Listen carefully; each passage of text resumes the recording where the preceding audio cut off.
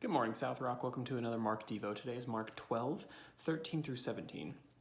Now, this is a story that has been interpreted a million different ways. The Pharisees go to Jesus and they ask him if it's okay that they pay taxes to Caesar.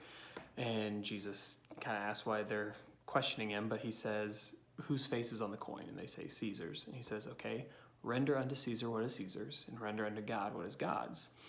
Now, we often hear this preached as a way of being a good citizen, paying taxes, so on and so on and so on.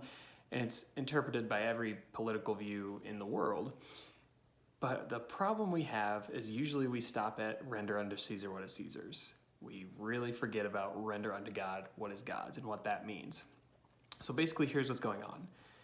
Since Roman money had Caesar on it and Caesar claimed to be God, Jewish people at the time weren't sure if it was blasphemy to basically pay homage to a man claiming to be God by paying taxes with money of his face on it.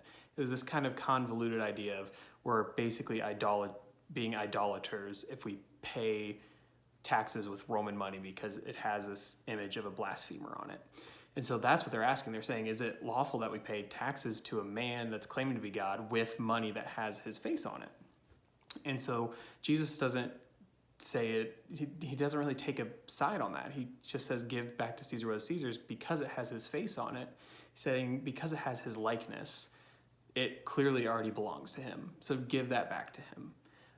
He's not saying it's good or bad. He's just saying, give to Caesar what is his. It's sealed with his likeness, so give it to him. The more important part is render unto God what is God's. We just neglect this part, I feel like, of the scripture. What is God's? Render unto God what is God's. God's stuff is everywhere. He made everything. But when you think about it like this, the coin has Caesar's face on it, and that shows ownership. It has his likeness. In Genesis, it says we are made in the likeness of God. So we ourselves are the thing that is God's. We are the thing that has his likeness, right? Just like the coin had Caesar's likeness, we have God's likeness.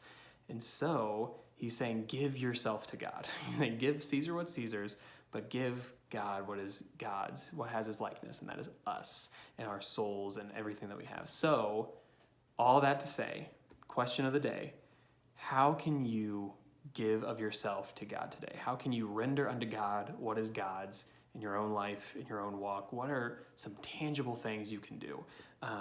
You can, you